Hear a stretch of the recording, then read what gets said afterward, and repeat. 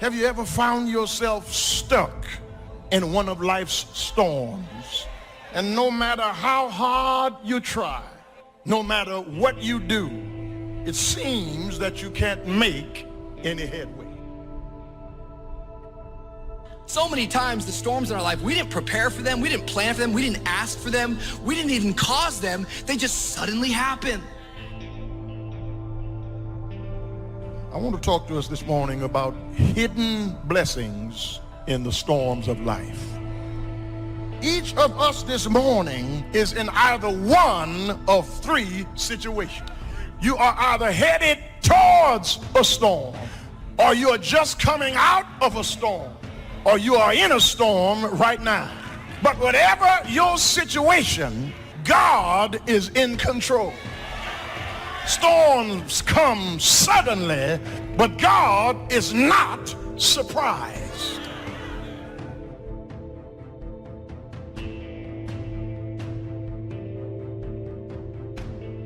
I still believe that things can turn around for me. I still believe that this is not my final position. I still believe that my family can get better. I still believe that if I lose this job, there is another job for me. Still believe that my marriage is not over. Turn to your neighbor and say, you got to keep your hope.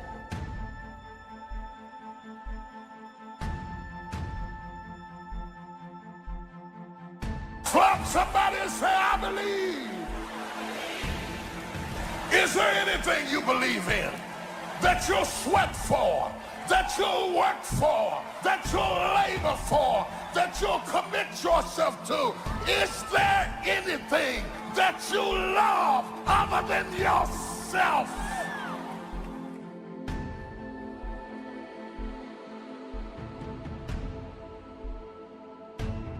Just because you lost a job, don't stop trusting that God is my provider. Sometimes you have to go through something to really get your insight, to find out who you really are, to find out what you really got, to find out that you're tougher than you thought you were, to find out that you can do more than you thought you could do. Through my eyesight, I connect with that which is around me, not that which is within me. And sometimes I cannot be delivered by that which is around me. I can only be delivered by that which is within me. If I look around me, I see circumstances. If I look in me, I see hope. So sometimes in order to really get your focus, you have to shut down your eyesight to build up your insight. Shut your eyes to what you see and turn on your insight to what you believe. You can't help victims when you see yourself as a victim. You have to announce your recovery to yourself. You gotta command yourself, get up out of this hospital bed and start to moving. Clarity. Because when you get in a storm, you become real clear of what matters and what does not. When you get in a storm, you're not trying to say, oh my God, let me get my Gucci bag. No. When you're in a storm, you get clarity as to what matters. Your priorities come into view when you're in a storm. So if you can't control something and you can't get control of it, you have to at least embrace what you can. There's only so much you can do, and you cannot completely eliminate it, but you can't control it. So why are you going to worry about it? Why are you going to stress about it? If there's something that's completely beyond your control, you've got to detach from it and not let yourself get stressed about it. Dreams without goals remain dreams, just dreams, and ultimately fuel disappointment. Dreams without goals, yearly goals, life goals, daily goals, monthly goals, hourly goals, goals on the road to achievement cannot be achieved without discipline and consistency. You understand?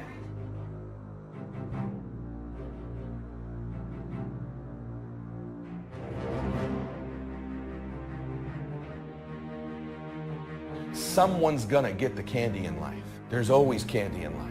That piñata eventually always breaks down. Do you want to be the person who was there in the beginning, hitting as hard as you could and sacrificing and never get the candy? Or are you going to get something for your pain?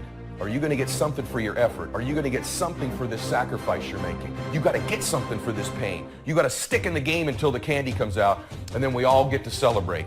I promise you there's going to be a payoff for you.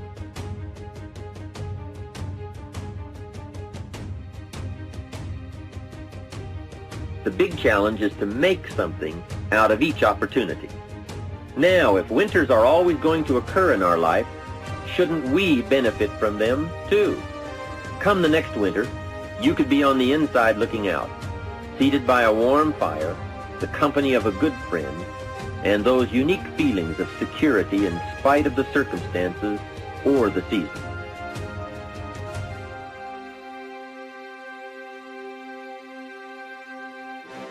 You have to be honest with yourself and truthful with yourself. And I think a lot of times what it is for me, I was expecting things from people that I wasn't giving to people. And so that's very selfish, you know? So I had to look at myself and say, you know what, this part of my personality needs to be changed, it needs to be fixed. So it's that reality that you have to have with yourself and that truthfulness, and not knowing that it doesn't make you weak by admitting these things. It doesn't make you less by admitting these things.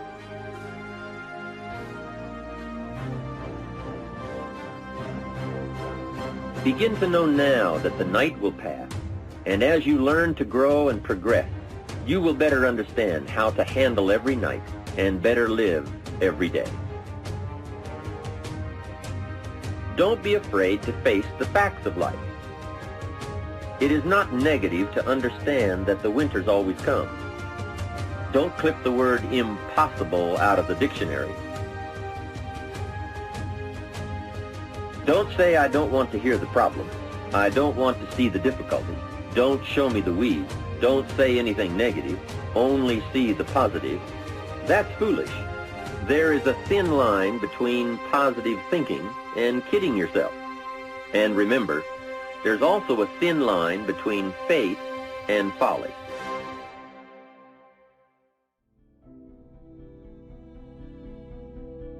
I fought one hell of a fight. Are there any fighters in here? I mean, I fought such a good fight that when I look at what other people call a fight, what they call a fight is what I call normal. I fought my way up. I fought to get to work. I fought to stand. I fought to carry on. I fought to live. I fought to get out of the bed. I fought with my fears, my anxieties, my insecurities. I fought with haters, liars, backbiters, and betrayers. And many times I laid in the bed, I couldn't go to sleep because I was fighting with myself. I fought.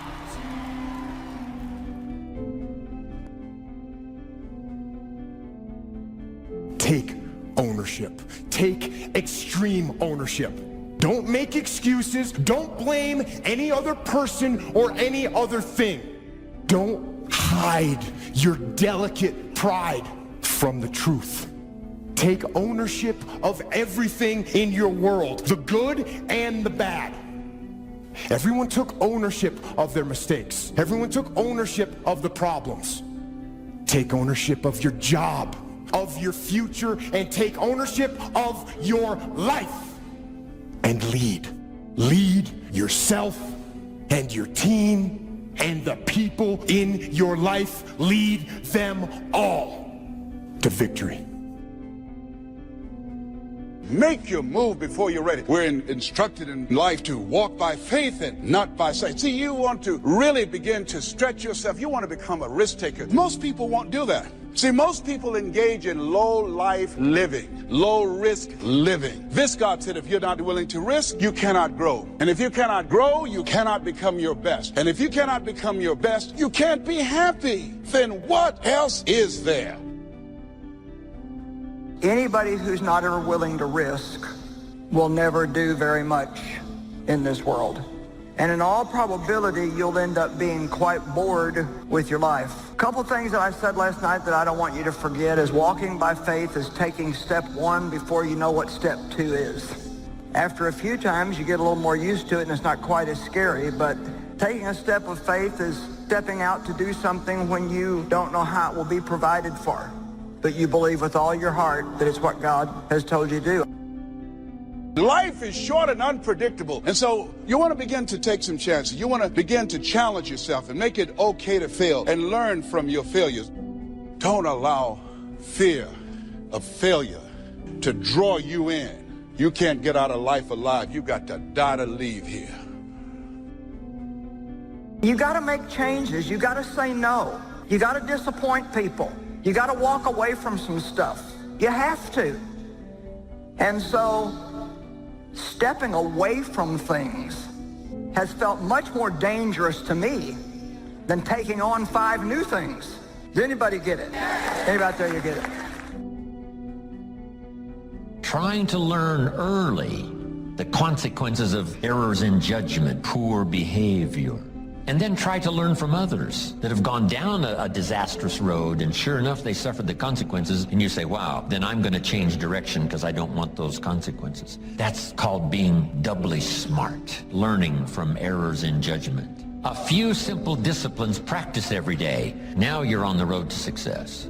A few errors in judgment repeated, and you can turn anything around. Once you see that you're suffering either early consequences or severe consequences, all you have to do now is shut down that route, pick another destination and start going that way with some easy disciplines that day by day gather momentum, and now one success leads to another, leads to another. Here's what we call that: disciplines. Easy disciplines. All disciplines affect each other.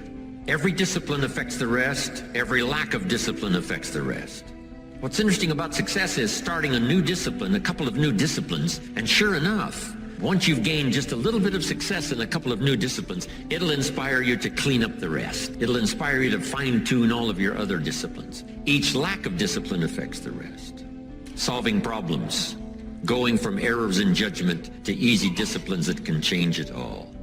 And if you start that journey, it doesn't take long for new signs of success to appear. I got such great results that first year that I made these incredible changes, learning extra skills, putting together extra disciplines, working harder on myself than on my job. The early signs of the fact that I was going to arrive at a more positive destination, I was hooked. It didn't take but a few months, less than a year, and I was hooked for life.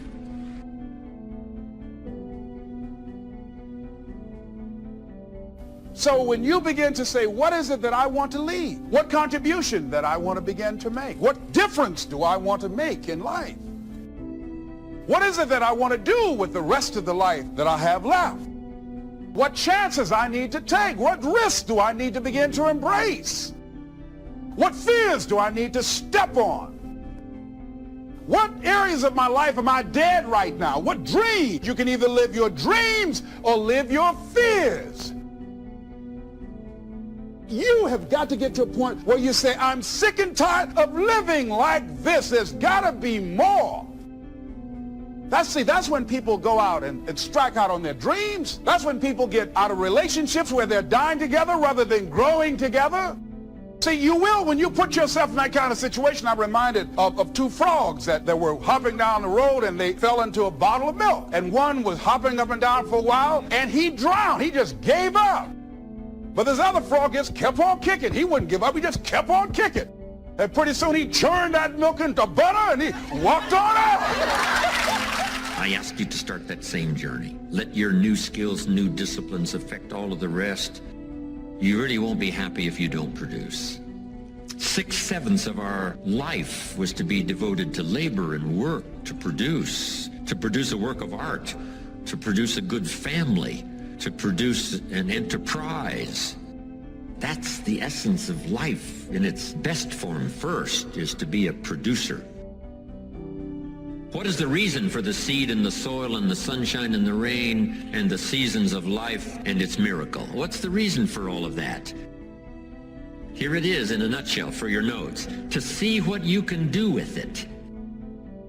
We've got books to read, and we've got classes to attend, and we've got, things to do and things to learn. And if you put it all together, you can have not only your health, but your fortune. You know, why not see what you can do with what you've been handed? As basic as seed and soil and sunshine and rain. Here's what all of us have the miracle, and it's almost godlike in its potential. The ability to recreate. Only God can create the sunshine, the rain, the seasons, the miracle of life. But here's what humans can do. Recreate those components into a harvest. By planting the seed, reaping the rewards in the harvest. We call that recreation. To recreate. To take your hours and your energy and your life and a bit of skill and create. Actually recreate a career, a future, possibilities, fortune. Recreate. And that changed my life. It was Oliver Wendell Holmes who said that once a person's mind is expanded with an idea, it can never be satisfied to going back to where it was. So some of you are going to experience a breakthrough. Some of you are going to go back and look at your dreams and brush them off. Whatever goal that you have in mind, I want that to be a goal that will challenge you, something that will make you stretch. It was Osborne who said, unless you attempt to do something beyond that which you've already mastered, you will never grow. What is it that you looked at some point in time and you decided that you couldn't do it? That you talk yourself out of it? Whatever it is, bring it back out there. How you're going to do it? That will come to you in due time.